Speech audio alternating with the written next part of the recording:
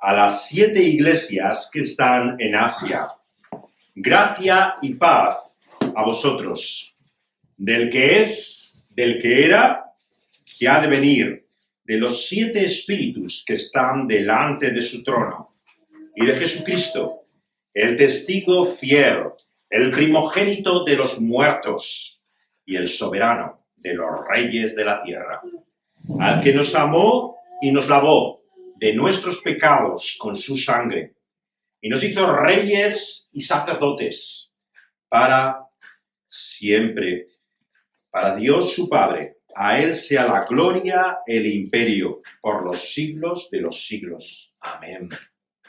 He aquí que viene con las nubes, y todo ojo le verá, y los que le traspasaron y todos los linajes de la tierra harán lamentación por él. Sí.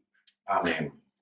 Yo soy el Alfa y la Omega, el principio y el fin, dice el Señor, el que es, el que era y el que ha de venir, el Todopoderoso. Vamos a orar al Señor, vamos a hablar para que Él nos muestre quién es Él. Oh Dios, en esta mañana venimos ante ti queriendo saber, Señor, de aquel que es, de aquel que era y de aquel que ha de venir. De aquel Señor que permanece. Y queremos, Señor, conocer ese nombre, la realidad de su persona, porque nosotros somos, Señor, pequeña cosa. Hoy estamos aquí y mañana dejamos de estar, Señor. Nuestra vida es no solamente temporal y transitoria, sino está marcada por la fragilidad, por lo efímero. Señor, te queremos pedir que podamos encontrar otra vida, la vida que el Señor Jesús nos da, una vida que es para siempre, una vida eterna, que al poder conocerle podamos participar, experimentar la vida que viene de Cristo Jesús. En su nombre te lo pedimos. Amén. Amén. Es curioso que en un tiempo como este, en el cual tantas iglesias están en crisis, ¿no?, hay una secularización en todo este continente que hace que cada vez pese más la presencia de lo que podríamos llamar el gran grupo de población que se confiesa como no creyente. Pero aquellos que todavía tienen fe y creencias cada vez cuentan menos. Y eso hace que muchas veces uno se sienta no solamente en minoría, sino acomplejado. Y en este sentido nos sorprende que en medio de este aspecto de reclusión todavía haya alguien que aúna a casi todas las personas en un mismo gesto y expresión de admiración. Más allá de las iglesias vacías, de la falta de influencia del cristianismo, tenemos a la persona de Jesús. Alguien sobre el cual tantos siguen hablando. Pretenden de alguna forma admirarle y reconocerle como tal, aunque ni siquiera se declaren creyentes o cristianos. Su nombre sigue siendo diferente. Esta semana, no sé si algunos habéis leído una noticia de que el partido que hay más a la izquierda en España, Podemos, ¿no?, ha tenido un acto juntamente con miembros de diferentes confesiones y religiones sobre la espiritualidad y el papel progresista que pudiera tener. Y uno de los líderes, de los dirigentes principales del movimiento monedero, tuvo en este acto grandes palabras de exaltación a la persona de Jesús, a ese Jesús humano, revolucionario, al cual ellos también admiran. Y esto te da de qué pensar, ¿verdad? Porque incluso aunque las personas odien la religión, odien las iglesias, todo lo que representa, Jesús es la excepción. Parece que hablar mal de Jesús es algo absolutamente antinatural, ¿no? Él es como la figura que sigue siendo el centro de admiración cuando muchos piensan en el cristianismo. Pero la pregunta que tenemos que hacernos es ¿quién es realmente Jesús? Ese Jesús humano, revolucionario. ¿Cuál es el Jesús que nos presenta el Evangelio? ¿El mismo que predican las iglesias y el cristianismo hoy? ¿O quién es verdaderamente Jesús? Entre medio de tantas novelas, películas, historias extrañas sobre Jesús que proliferan en los últimos años, ¿no?, supuestos descubrimientos acerca de quién realmente Él es Él, no hay más testimonio finalmente que los que tenemos en el primer siglo. ¿Y sabéis cuáles son los textos que tenemos acerca de Jesús en el primer siglo? Ni más ni menos que los que encontramos en este libro, el Nuevo Testamento. Incluso los evangelios llamados secretos o prohibidos o falsos para los cristianos, ¿no? Todos ellos se originan en el siglo siguiente, en el siglo segundo. No hay un solo texto de los llamados apócrifos por algunos, otros textos, digamos, alternativos al Nuevo Testamento, que sean del mismo siglo en el cual surgen cada uno de los libros que forman el Nuevo Testamento. Y el último de ellos probablemente es el que estamos aquí considerando en esta mañana hoy, Apocalipsis. Apocalipsis es seguramente la última de las revelaciones que Dios dio por medio de Cristo Jesús a este apóstol Juan, pero también el último de los libros que conforma este texto que llamamos el Nuevo Testamento, ¿no? Y que cierra también nuestras Biblias. Y estamos considerando cuál es este mensaje que tiene Apocalipsis. Y hemos dicho en el primer día que se concentra en esta persona, en Cristo Jesús.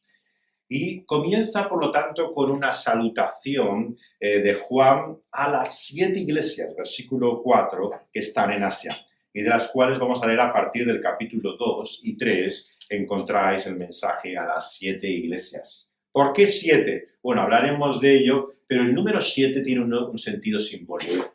No hay una cifra que tanto se repita en todo el libro de Apocalipsis que 7. Todos son 7.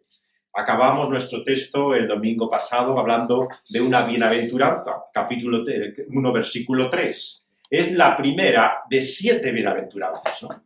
O sea, todo en el Apocalipsis va marcado por ese número de 7. 7 y 7. 7 iglesias. En este texto se nos habla de 7 espíritus que están delante de su trono. Bueno, ¿cómo puede haber tantos 7? Claro, el 7 tiene un sentido simbólico. Es un número de perfección, completo, de consumación. Cuando se dice que hay 7, quiere decir que está todo allí, presente. Entonces tenemos que entender que cuando se habla de las 7 iglesias, se habla ni más ni menos que de la totalidad de la iglesia. Por eso es que las 7 iglesias que vamos a ver no es que una sea de un tipo y otra sea otro, ¿no? Cada iglesia tiene que de alguna forma reflejar lo que vemos en las 7 iglesias, ¿no? Es un cuadro de la totalidad, ¿no? Y eso explica por qué son esas 7 y no cualquier otra que podía también haberse enviado una carta. Pero vamos a hablar hoy de lo que es esta salutación primera a las 7 iglesias que están en Asia. Comienza con gracia y paz, que es la expresión siempre que encontramos al comienzo de cada carta del Nuevo Testamento a vosotros, del que es, del que era y del que ha de venir. Para entender esta expresión, como muchas del libro de Apocalipsis, tendríamos que ir al principio de la Biblia. Génesis, Éxodo son los primeros libros de la Biblia que encuentran su eco aquí al final, en Apocalipsis. Y cuando dice del que es, del que era y del que ha de venir, nos recuerda la manera como Dios mismo se reveló por medio de Moisés en Éxodo, el segundo libro de la Biblia, capítulo 3. Cuando en Éxodo 3 Dios le habló a Moisés, le dijo esas tremendas, misteriosas palabras, ¿no? Yo soy el que soy, le dijo. Yo soy el que soy. Y este es un eco, sin lugar a dudas, de ese nombre de Dios. Es el nombre, digamos, con el cual Dios se revela a los hombres por medio de Moisés, como el que era, el que es y el que ha de venir. Por eso es que la traducción también de la Biblia al francés le llama el Eterno. Nos habla de aquel que es en presente. Queridos amigos, todos nosotros tenemos esta misma realidad. Hoy hemos estado a lo mejor por un tiempo antes en esta vida, más o menos años, según la edad de cada uno de nosotros, pero ¿cuánto tiempo será de nosotros? Somos criaturas del tiempo. Toda nuestra visión está limitada por esa realidad, ¿no? De que estamos aquí de paso. Y eso implica, claro, nuestra evidente transitoriedad, lo efímero de nuestra vida. Hoy estamos, pero ¿qué será de nosotros mañana? Pero el que aquí nos habla es aquel que era, que es y que ha de venir. Y eso nos muestra la inmensa diferencia que hay entre Dios y nosotros. Porque la realidad es que solamente hay uno eterno. Nosotros somos como la hierba que un día sale, pero al día siguiente y poco después, ¿no?, puede fácilmente desaparecer. Y este que es el eterno nos dice que nos habla también de los 7 espíritus que están delante de su trono. Este es uno de esos pasajes, ¿no?, expresiones que te dan muchas preguntas, ¿no? ¿Qué quiere decir los 7 espíritus que están delante de su trono? La verdad es que no lo sabemos, ¿no? Podemos intentar entenderlo de muchas maneras, ¿no? Quiere decir los 7 espíritus, el espíritu en su totalidad, ¿no? Y el 7 es aquí el número de totalidad de la manifestación plena del Espíritu Santo, ¿no? O quiere decir que tiene que ver con las 7 iglesias que ha mencionado, ¿no? Hay muchas preguntas que nos dan este tipo de expresiones, ¿no? Pero lo importante cuando llegamos a un momento así, ¿no?, a una dificultad en pasajes como este de Apocalipsis, es no perderse por el hecho en sí de una pregunta, ¿no?, un problema en concreto. Hay una expresión que seguramente conocéis, ¿no?, que es cuando los árboles no te dejan ver el bosque, ¿no? ¿Sabéis esa expresión, no? Es cuando uno se pierde en un problema, ¿no?, pero no ve la cuestión en su totalidad, ¿no? Solamente se fija en algo que no entiende. Y esto es un problema de muchos de nosotros cuando leemos Apocalipsis, ¿no? Nos produce muchas preguntas, entonces uno se puede quedar enganchado, ¿no?, totalmente paralizado, bloqueado por algo y ya no saber cómo seguir adelante, ¿no? Pero la regla de interpretación, digamos, de hermenéutica de la Escritura es que cuando tenemos preguntas como esta que no tenemos respuesta, intentamos entender cuál es el sentido general, ¿no?, el más inmediato, ¿no?, y a partir de ahí de todo el libro. Hemos visto la importancia del número 7, ¿no? Y lo que aquí vamos a encontrar en esta salutación es la importancia de Dios Trino, Padre, Hijo y Espíritu Santo, ¿no? Entonces, para entender esto, hemos leído también antes el pasaje del bautismo de Jesús en Mateo 3, ¿no?, donde se habla particularmente, ¿no?, de cómo el Espíritu Santo también, ¿no?, desciende en forma de paloma cuando Dios el Padre habla acerca del Hijo. Y se nos presenta allí en el bautismo al Señor mismo, a Cristo. Cristo, sabéis que es el título, el nombre que tiene Jesús, ¿no?, en cuanto a su función, a su ministerio, si queremos decirlo. Es lo mismo que el Mesías. Por eso es que cuando hablamos de Jesús, hay muchos Jesuses, ¿no? Aquí ya tenemos alguno entre nosotros, ¿no? Pero Jesucristo, hay solamente uno. Y ese es el nombre de Jesús. No tenemos que confundirlo. Jesús a solas no es el nombre de Cristo Jesús, es Jesús y Cristo, las dos cosas van unidas, ¿no? Y Cristo es el título, y lo que nos dice de él es lo que el día de su bautismo fue declarado, que él era el Hijo del Dios eterno. Eso fue lo que Dios el Padre habló desde el cielo acerca de Jesús. Y el Espíritu Santo le ungió como Cristo, ¿no?, con ese carácter de Mesías, ¿no?, viniendo como una paloma sobre él. Y nos dice, por lo tanto, cuál es el testimonio que da de él, de Jesucristo, ese testigo fiel, el primogénito de los muertos, el soberano de los reyes de la tierra, que nos amó y nos lavó de nuestros pecados con su sangre. Para entender lo que dice aquí de Cristo Jesús, vamos a considerar en esta mañana los 3 títulos principales que podemos decir para saber y conocer quién es Cristo Jesús. Y que están aquí en este pasaje, en estas palabras, podemos leerlos, ¿no? Es la identidad que se nos da de Cristo Jesús como profeta, como sacerdote y como rey. Este triple ministerio, triple función que hay acerca de la vida y la obra de Cristo Jesús, se ha entendido en la historia de la Iglesia que es fundamental para entender quién es Él. Pero sobre todo son los reformadores, claro, los que le dieron una importancia central a este triple ministerio. Y está todo el presente en nuestro texto. Y por eso los vamos a considerar aquí estos versículos a la luz, ¿no?, de lo que significa, ¿no?, que Cristo es el verdadero profeta, que Él es el único, el sumo sacerdote, ¿no?, y que Él es también el Rey el soberano de todos los reyes de la tierra. Con ese testimonio comienza Apocalipsis y se nos identifica también a Cristo Jesús. Vamos a ver en primer lugar quién es Cristo como profeta. Dice así, Jesucristo, versículo 5, el testigo fiel. La referencia aquí al testigo, el mártir sería literalmente, nos habla del papel que tiene profético, ¿no? A lo largo de la Escritura, hombres que son testigos, ¿no?, de quién es Dios, ¿no?, y de quién es Cristo Jesús. Profetas y apóstoles son el fundamento de la Iglesia, dice Efesios, sobre la cual está edificada bajo el pilar y fundamento de Cristo mismo. O sea, Cristo mismo es la cabeza, el fundamento de la Iglesia, pero Él da testimonio, son testigos, tanto profetas como apóstoles. Juan es el testigo, pero aquí se apela a otro también. Nos habla del que es el profeta por antonomasia, Cristo Jesús. Él es el que da testimonio de estas cosas, ¿no? Habla sobre todo en los versículos precedentes que hemos estado considerando. Nos dice que Cristo Jesús nos trae la revelación de Dios, dice el versículo 1, de las cosas que han de suceder pronto. Él da testimonio, versículo 2, de la palabra de Dios. Y el testimonio de Jesucristo es el que Juan ahora nos anuncia, que son las palabras, dice el verso 3, de esta profecía.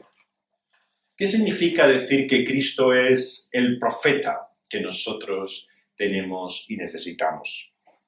No significa que Cristo sea simplemente el último de los profetas. Esto es lo que tantas religiones, iglesias y sectas, ¿no?, han enfatizado acerca de sus supuestos líderes, fundadores y profetas. Recordemos el Islam. Antes hablábamos del enorme conflicto, ¿no?, que hay actualmente, ¿no?, entre el cristianismo y el Islam. Bueno, el Islam, ¿en qué reside todo su peso e influencia? En haber recibido el profeta, en mayúsculas, que es Mahoma, Mohammed, el testimonio último y verdadero de quién es Dios, de quién es Alá. A lo que el Islam apela es al hecho de que nace siglos después de Cristo Jesús. Es el último testimonio, es la profecía que concluye, que cierra esa revelación de Dios que ellos encuentran en el Corán. Claro, cuando decimos que Cristo Jesús es el profeta, es el testigo, no queremos decir simplemente que sea el último. Si leéis en Hebreos, capítulo 1. Hebreos, capítulo 1. Dice así la palabra de Dios. Lo leíamos el otro día, en Hebreos, capítulo 1. Dios ha hablado muchas veces, de muchas maneras, en otro tiempo a los padres por los profetas. Pero en estos tiempos, nos dice, estos postreros días, los últimos días, nos ha hablado ¿cómo? Por el Hijo, a quien constituyó heredero de todo, por quien asimismo hizo el universo, el cual es resplandor de su gloria, imagen misma de su sustancia, quien sustenta todo con su poder y efectúa la purificación de nuestros pecados, superior a los ángeles, dice Hebreos 1. O sea, el Señor Jesucristo es profeta no solamente por ser la última palabra de Dios, ¿no?, sino que es la revelación de la exacta naturaleza, la manifestación, la imagen misma de quién es Dios. Nos recuerda las palabras de Juan. Todo lo que podemos saber de Dios como Padre, lo conocemos por medio de Cristo Jesús. Lo que es el Padre, Él lo ha dado a conocer. No hay nada de Dios que no esté en Cristo Jesús, y nada que esté en su Hijo que no pertenezca a la realidad de quién es Dios, nuestro Padre. Por lo tanto, cuando hablamos de Cristo Jesús, no hablamos de un profeta, de alguien que nos muestra quién es Dios. Hablamos de Dios mismo. Porque claro, lo sorprendente es que lo mismo que se dice de Dios Padre, Creador, soberano, el Dios eterno, en el principio, en los primeros libros de la Biblia, se dice de Cristo Jesús ahora.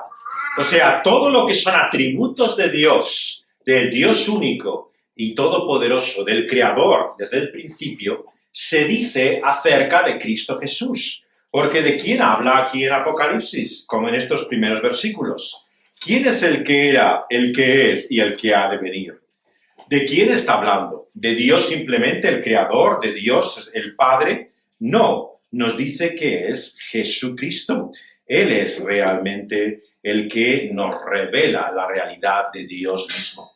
Por lo tanto, no hay otra fe que podamos reconocer quién es Cristo Jesús que la que confiesa que Él es Dios mismo. Nos revela quién es de un modo supremo. Da igual los profetas que pretendan haber tenido revelaciones de Él después, haber tenido visiones de ángeles, haber recibido libros o textos. Pensemos en el mormonismo, José Smith, en un bosque de Estados Unidos, diciendo que ha recibido otra palabra de Cristo, ¿no? Por medio de un ángel. En tantos que se han llamado profetas. ¿Por qué no creemos lo que ellos nos dicen? Porque Cristo Jesús es la última palabra de Dios. No hay nada más allá. Y Hebreos nos muestra a continuación que Él es superior a todos los ángeles. Él no es un ángel como los testigos de Jehová dicen. El arcángel Miguel, una persona que esté como ser creado por Dios por encima de otros seres. Él es Dios mismo. No es un enviado angélico, no es una criatura de Dios. Es Dios mismo, el Hijo eterno. Y a continuación nos dice Hebreos también en el siguiente capítulo que es superior a Moisés. Sabéis que para los judíos no hay profeta como Moisés. Moisés trajo la ley. Es el profeta en mayúsculas. Por eso es que muchas veces se habla, ¿no?, de Moisés como el profeta de los judíos, ¿no? Pero Jesús nos dice, Jesucristo es mayor que Moisés. De eso trata el siguiente capítulo de Hebreos. No es comparable Moisés en modo alguno a Cristo Jesús. Igual podemos decirlo del gran profeta del final del Antiguo Testamento, Elías.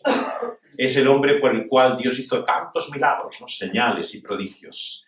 Pero Dios es mayor que Elías y se lo muestra en la transfiguración. La transfiguración, uno de esos episodios clave del Evangelio. Curiosamente observaba que en la mayor parte de las películas que se han hecho sobre Jesús, casi ninguna incluye la transfiguración. Es curioso. Sabéis que todas estas películas siempre se saltan. Hay trozos del Evangelio que nunca aparecen, ¿no? Pero el que más falta de todas ellas es siempre la transfiguración.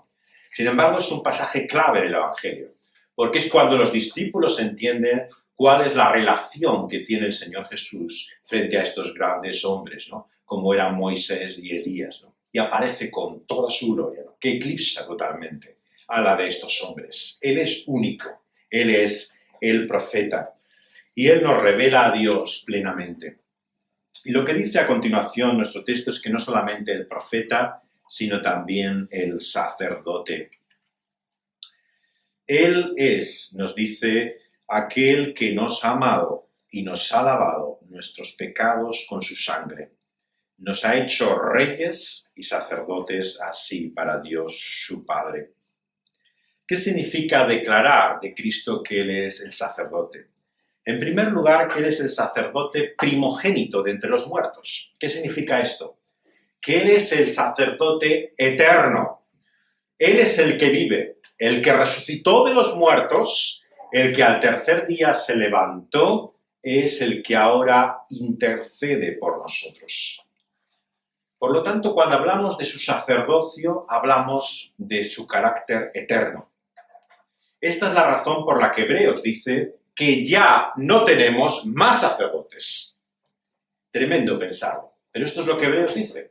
¿Por qué no tenemos más sacerdotes? Por dos razones, dice Hebreos.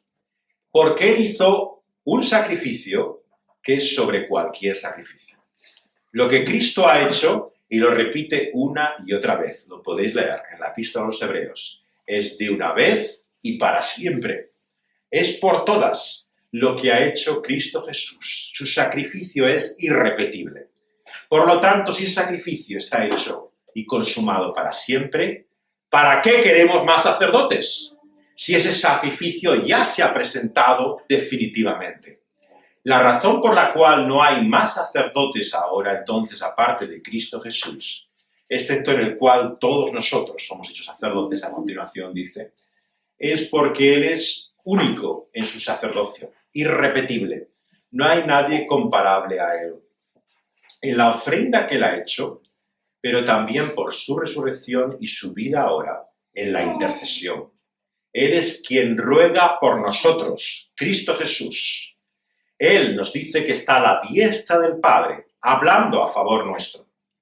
Por lo tanto, ¿de qué te sirve que otro ruegue o interceda por ti, comparable con lo que Cristo hace por nosotros? Él es un sacerdote único. Es por esto que en la tradición evangélica, ¿no?, hablamos de pastores o ministros, pero no de sacerdotes. Porque sacerdotes, en definitiva, lo seríamos todos los creyentes en ese sentido. Pero Cristo Jesús es el único supremo sacerdote. No hay un único sumo sacerdote como Cristo Jesús. ¿Y qué hacía el único sumo sacerdote judío? Presentaba una vez al año, el día de la expiación, Yom Kippur, la sangre en aquel santuario que había sobre la tierra, que nos dice aquí que está hecho a imagen del celestial, y esparcía esa sangre para la purificación, la limpieza de nuestros pecados. Fijaos lo que dice aquí. El que nos amó y nos lavó de nuestros pecados con su sangre. Pretender que el cristianismo es otra cosa que la realidad de nuestra fe y confianza en su sangre es privarse de la fuerza, del poder singular que hay en nuestra fe cristiana. Nuestra confianza en Cristo Jesús es que Él nos ha lavado, nos ha limpiado con su sangre. No hay otro medio. Su cruz es por la que somos limpios delante de Cristo Jesús. Y es por eso que no necesitamos ya otros sacrificios. La religión y la espiritualidad, si os fijáis, se basa en esto, ¿no?, en cómo hacer sacrificios espirituales para ser acepto a Dios. Mañana presento un libro en Ávila, de Santa Teresa de Jesús. Esta mujer que se celebra hoy su aniversario, hay un evangélico, un protestante que ha escrito un libro, Mario Escobar, me ha pedido que lo presente ahí en Ávila. Y cuando se habla siempre de estas mujeres, ¿no?, o hombres también, pero particularmente ha habido algunas grandes figuras, ¿no?, como era Teresa Cepeda, ¿no?, esta mujer que vivió en la época de la Reforma, en el siglo XVI, y en Ávila organizó todo este movimiento, ¿no?, de comunidades, de monasterios, ¿no? Se habla de cuál es el camino, ¿no?, ascético, ¿no?, de sacrificios, ¿no?, buscando acercarse a Dios, ¿no? El camino espiritual, ¿no?, que se nos presenta siempre por la enseñanza de mujeres como Teresa, ¿no?, es un camino sobre las renuncias, ¿no?, que uno tiene que hacer para intentar acercarse a Dios, ¿no? Y sabéis que el camino, la orden monástica, lo que supone para mujeres como ella era renunciar a todo. Renunciar a tus posesiones, a tu familia, a la vida normal, al matrimonio, y de esa forma, por medio de ese gran sacrificio, ¿no?, en la vida, intentar acercarse a Dios. Pero, ¿sabéis lo más tremendo del cristianismo? Que no es nuestro sacrificio, sino es suyo. Y esto es lo liberador. Es lo que realmente hace que el cristianismo sea singular frente a otra espiritualidad. Cuando la gente se acerca a la religión, a las iglesias, a los credos, ¿no?, piensa en qué? En la espiritualidad como el esfuerzo, ¿no?, el intento, ¿no?, del hombre de ser mejor persona, de sacrificar, de renunciar tantas cosas para poder llegar a un fin, a un propósito. Pero el Evangelio es el sacrificio que Cristo Jesús ha hecho, de una vez y para siempre. Esta es realmente la buena noticia. Y de ello nos habla todo Hebreos. Si queréis, leemos algún versículo. Hebreos 7, 27. Es una de las cartas más importantes en la época de la Reforma. Si queréis leer alguna vez comentarios de Lutero o de Calvino, leer no solamente Romanos, sino leer Hebreos. Hebreos es el texto que realmente revolucionó la vida de estos hombres, muchos monjes religiosos, gente que estaba buscando a Dios y que no encontraba la liberación. Y al encontrar estas cartas del apóstol Pablo, Romanos y Hebreos también, vemos cómo su vida y su pensamiento fue transformado. ¿Qué dice Hebreos 7, versículo 27? Tal sumo sacerdote, dice el 26, nos convenía. Un sacerdote santo, inocente, sin mancha, apartado de los pecadores, hecho más sublime que los cielos, que no tiene necesidad cada día, como aquellos sumos sacerdotes, de ofrecer primero sacrificios por sus pecados y luego por los del pueblo, porque esto lo hizo una vez para siempre, ofreciéndose a sí mismo. ¿Entendéis lo que leéis en este versículo? Lo que dice aquí en Hebreos 7:27 es que incluso si Cristo Jesús volviera a este mundo, estuviera entre nosotros, si hubiera quedado, no haría ni una ofrenda ni sacrificio más. Lo ha hecho de una vez y para siempre. Cuando clamó en la cruz, consumado es, cerró toda la obra, la acabó, la completó. ¿Quién pretende añadir algo más a ello? Si ni Cristo Jesús puede hacerlo. No hay una sola cosa más que pueda hacer que añada a la salvación que lo que ha hecho en aquella cruz. Por esto es que el Calvario no es simplemente un símbolo, es el corazón mismo de nuestra fe. Cristo hizo todo, una vez y para siempre en esa cruz. Nos amó y nos lavó por su sangre de nuestros pecados.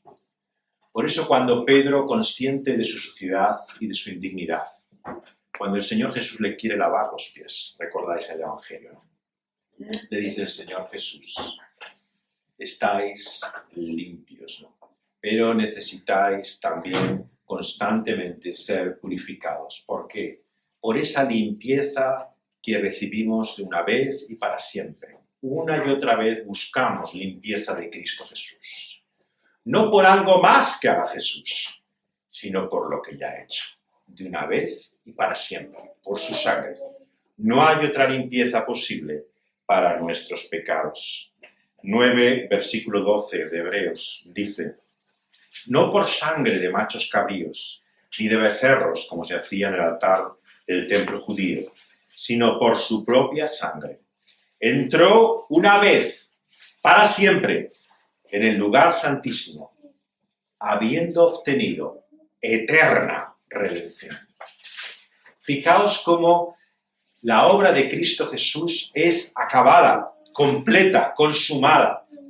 Cuando el adventismo, por ejemplo, nos dice que Cristo Jesús tiene que venir luego, a principios de, como se había profetizado por Elena White, en un templo celestial, para acabar esa obra que Cristo ha hecho, se está negando algo fundamental del mensaje de Hebreos.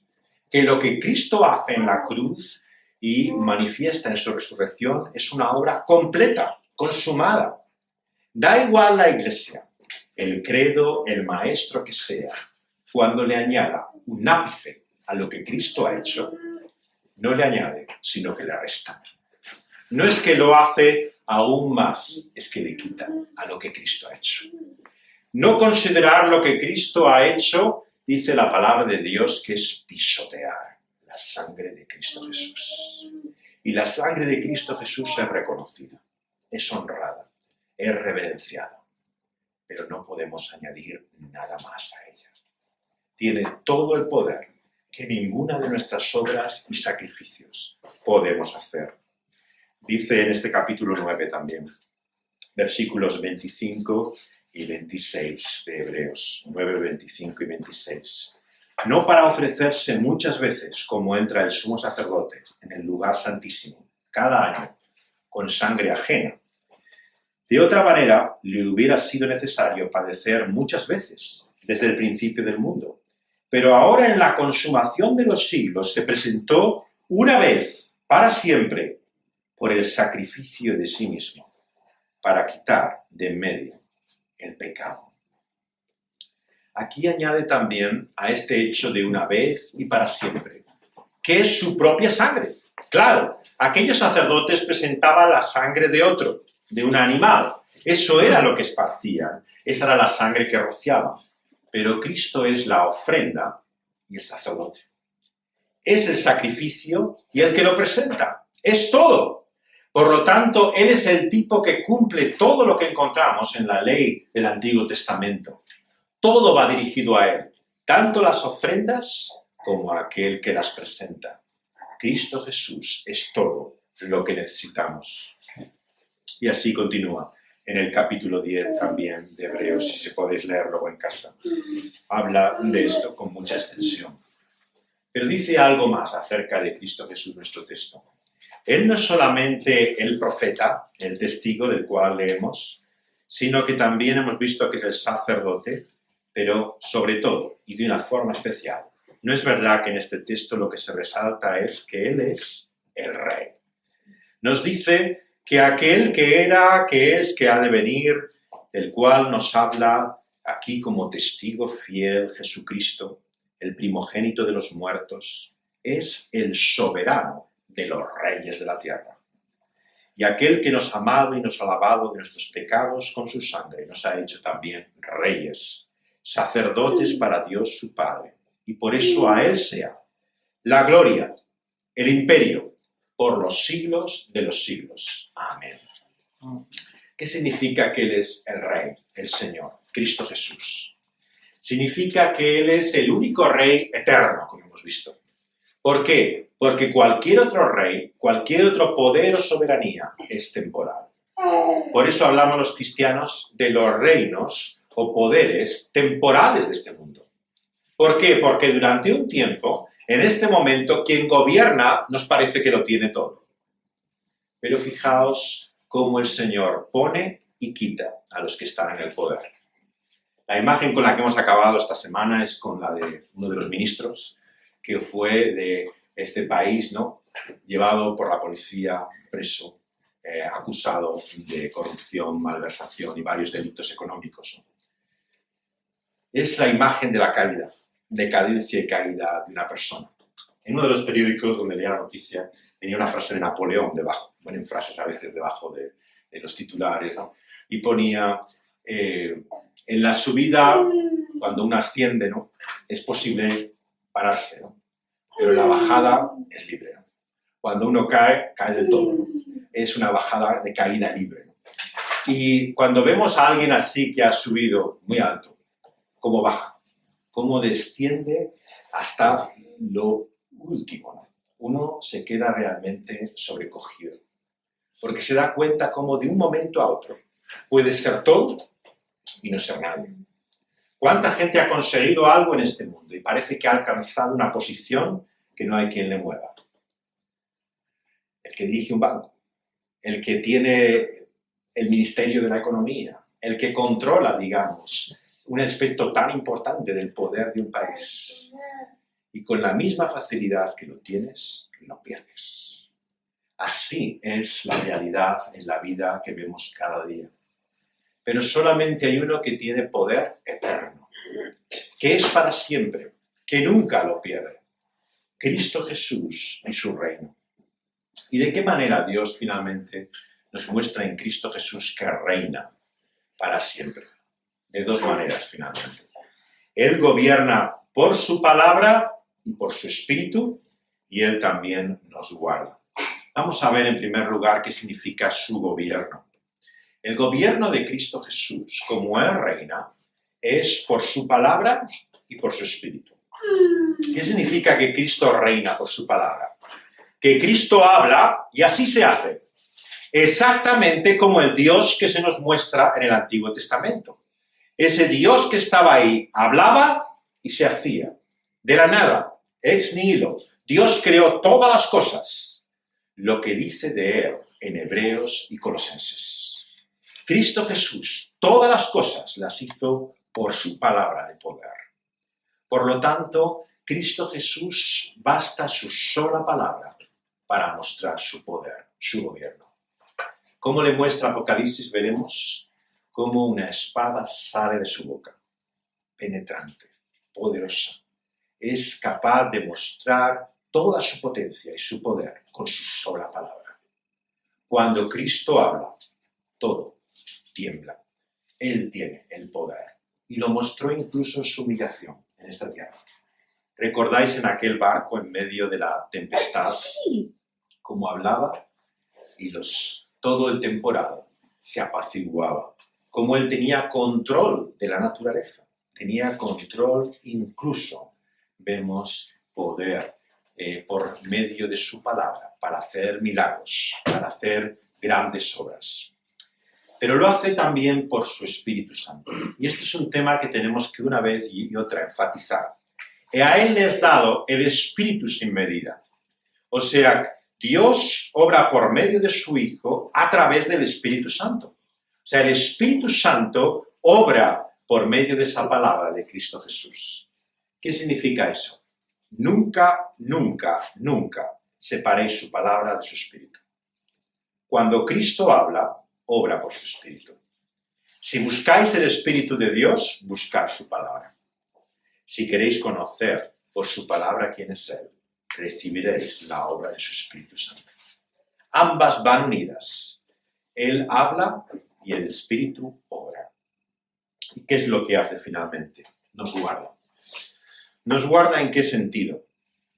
No nos guarda felices, ricos y sin ninguna necesidad, como el falso evangelio de prosperidad enseña.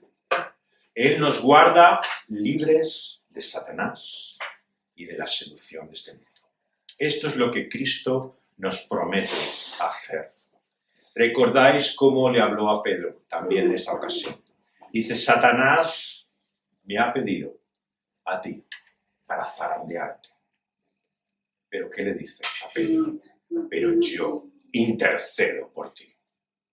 Por lo tanto, si nosotros no caemos, si nosotros no nos perdemos y nos quedamos en el camino, es solo por causa de una cosa, la intercesión de Cristo Jesús. No hay otra seguridad, no hay otra confianza que Cristo ruega por nosotros. Qué importante es eso para encontrar el aliento, el ánimo en los momentos que nos sentimos con miedo. Cristo Jesús nos guarda.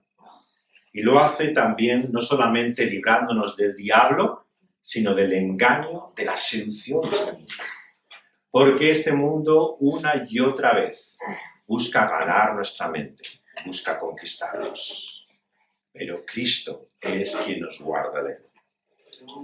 Y aquí acaba con esta última declaración, versículos 7 y 8. He aquí que Él viene con las nubes, y todo ojo le verá, y los que le traspasaron y todos los linajes de la tierra harán lamentación por Él. Sí. Amén. La Iglesia cristiana confiesa que aquel que murió, resucitó y ascendió a los cielos, volverá a este mundo. Tenemos que confesar y declarar con la Iglesia de todos los tiempos que esperamos la segunda venida del Señor Jesucristo. Y lo que aquí nos dice Juan es de qué modo Cristo volverá. Nunca, nunca olvidéis lo que dice aquí Juan en Apocalipsis. Nos dice que viene con las nubes y todo ojo le verá. Todas las sectas, todas las iglesias falsas dicen que Cristo ha vuelto y no le han visto más que ellos. Solamente su profeta, solamente el grupo elegido es el que es testigo de esa venida de Cristo Jesús. ¿Cuántos hay que han mantenido esta supuesta venida secreta de Jesús? Pero el testimonio de Juan habla contra ellos. Cuando Él venga, todo ojo le verá. No creáis tampoco los que creen que la venida de Cristo Jesús será cuando habrá más justicia, más paz en este mundo. El Evangelio social y humanista te dice que la segunda venida de Cristo es simplemente la llegada de su reino, buscando su pueblo y llegar a una humanidad mejor. Y cuando logremos más justicia, cuando el mundo sea transformado y revolucionado, entonces estará el reino de Cristo en este mundo. ¡Mentira!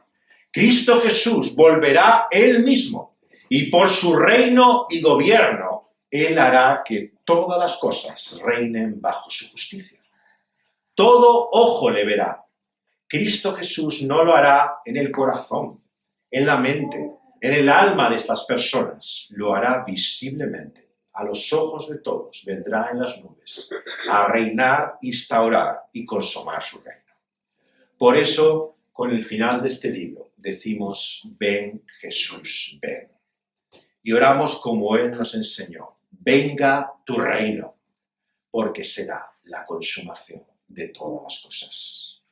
Y acaba con esas palabras, todos los linajes de la tierra, de todo hombre y mujer, los que le traspasaron incluso, los que le llevaron a la muerte, todos harán lamentación por él.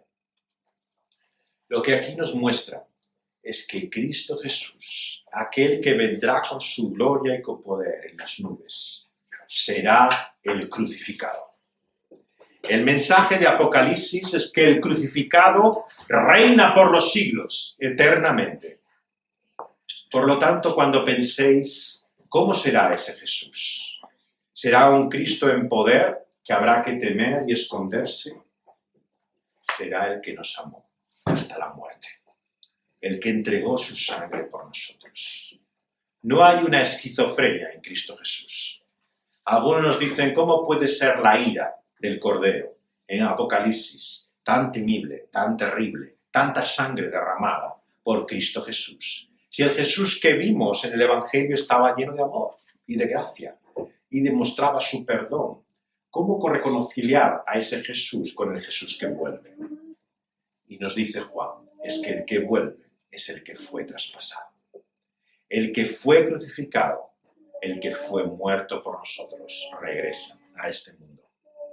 Y Él es el alfa y la omega, el principio y el fin. El Señor dice que Él es el que era y el que ha de venir, el Todopoderoso. Por lo tanto, Cristo Jesús es el Eterno. Y Él es el que merece toda la gloria y toda la honra, entonces como ahora. Vamos a pedirle a Dios que podamos conocerle así, que podamos ser hechos incluso reyes y sacerdotes por medio de Cristo Jesús. Vamos a pedírselo así en su nombre.